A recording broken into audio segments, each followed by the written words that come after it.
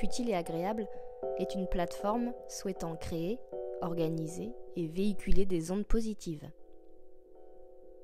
À travers divers médias ou diverses formes artistiques, je souhaite aborder des thèmes qui me sont chers, comme le bien-être, la bienveillance, la communication, le respect de l'écologie et de tout un chacun.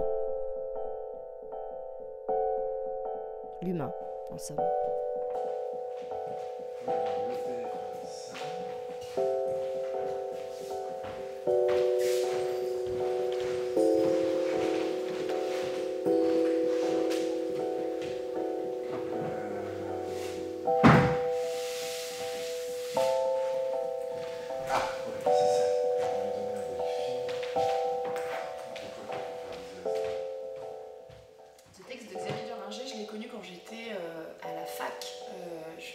Atelier de marionnettes avec François Lazaro. On était plusieurs élèves et on devait chacun choisir un texte assez court pour travailler dessus.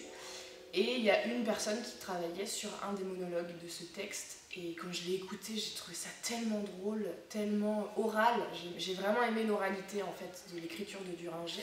Donc l'idée du spectacle, elle est venue parce que j'avais vraiment envie de monter ces textes. À la base, c'est vraiment les textes. Et il y a quelques années, j'avais aussi très envie de mêler la danse contemporaine et le théâtre.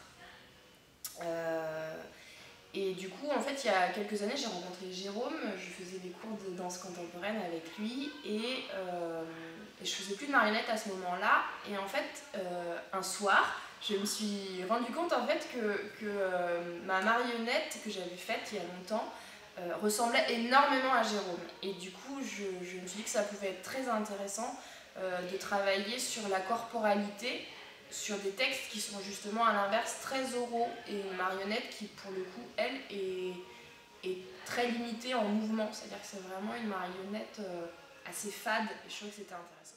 Élodie m'a parlé de ce spectacle, parce que en fait, l'idée vient d'elle, ça a mûri dans sa tête, un soir, visiblement, elle pensait à moi et à cette marionnette. Non, j'ai fait enfin, bien cette marionnette, cette marionnette et toi, je n'ai rien à voir.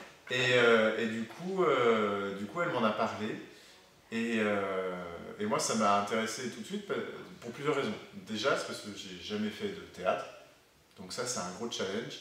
Et cette idée aussi, cette dualité entre la marionnette et le danseur, c'est quelque chose qui m'intéresse et que j'avais envie d'explorer. Je dois pas être le seul, mais j'y arrive pas. Il y a des nuits entières où je dors. Des nuits entières. Il y a des nuits entières où je dors. J'y arrive pas. Je me retourne dans tous les sens, je remets de l'ordre dans mes idées. Il y a des nuits entières où je ne dors pas. Je dois pas être le seul, mais j'y arrive pas.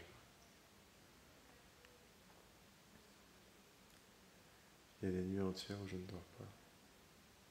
Des nuits entières. Bien, une marionnette parce que justement, on est vraiment sur des textes très oraux, c'est vraiment du travail cérébral. Et je trouvais intéressant de travailler sur les émotions, c'est-à-dire que je trouve que ces gens-là, dans ces textes, ils sont totalement dénués d'émotions.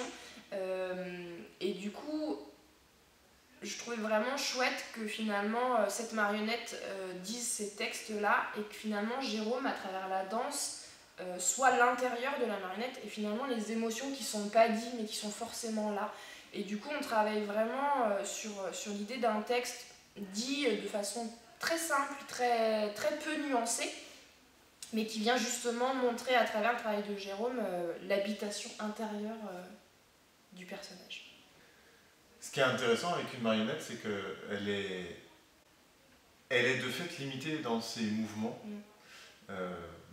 La manipulation impose une certaine précaution, parfois même une certaine lenteur d'un point de vue du geste. Si on ne veut pas avoir des gestes qui soient trop brusques, enfin voilà, il y a une certaine limitation.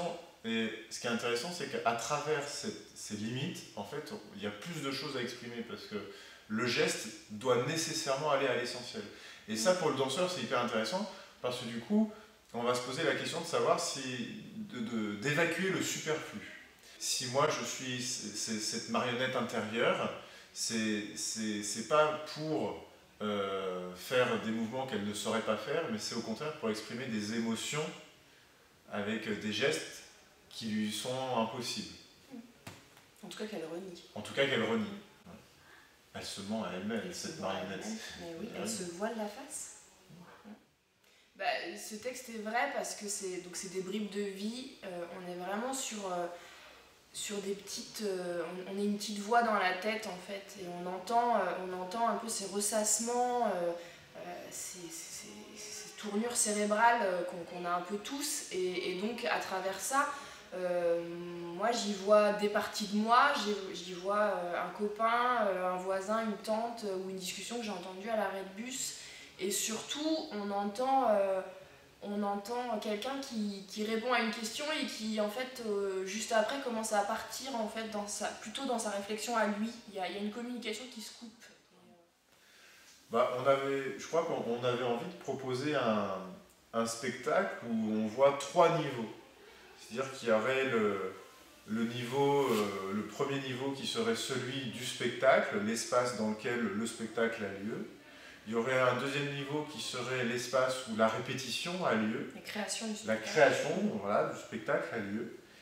Et il y aurait un troisième niveau qui serait en fait le niveau le plus commun à nous tous, c'est-à-dire que ce serait le niveau de nos vies, le niveau là où se trouvent les spectateurs, mais c'est là aussi où se trouvent les acteurs quand ils ne sont pas en répétition, ou quand ils ne sont pas en train de jouer la pièce. Et du coup, c'est...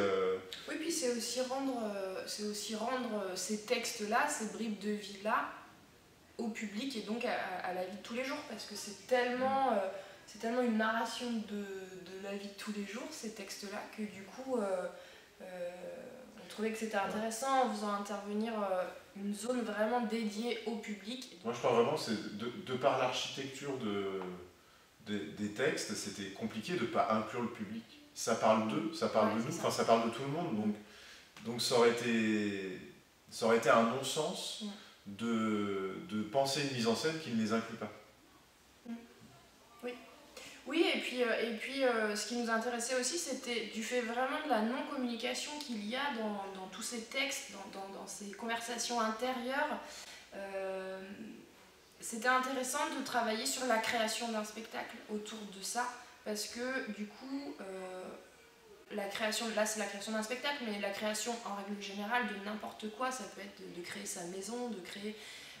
ça nécessite d'être ensemble, de vivre ensemble, donc de communiquer ensemble. Et on trouvait intéressant de jouer nos propres rôles de personnes qui sont en train de mettre en place un spectacle pour voir comment la communication se fait entre elles, entre ces personnes-là.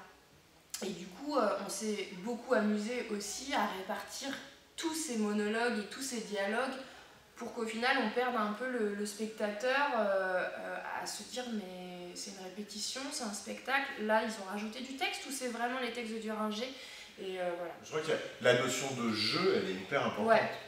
On s'amuse beaucoup et parfois avec des sujets qui sont très graves. Et justement, j'aurais bien aimé débuter, disons, une sorte d'idylle comme on dit. Faut pas penser à mal. J'aurais pas bien fait de mal le premier soir. Bon, s'il y a un deuxième, je dis pas. Ouais, parce qu'à côté de ça, il y a des textes qui sont très touchants. Qui sont très touchants par presque leur ridicule aussi. La situation est ridicule. Mais en même temps, c'est touchant et du coup...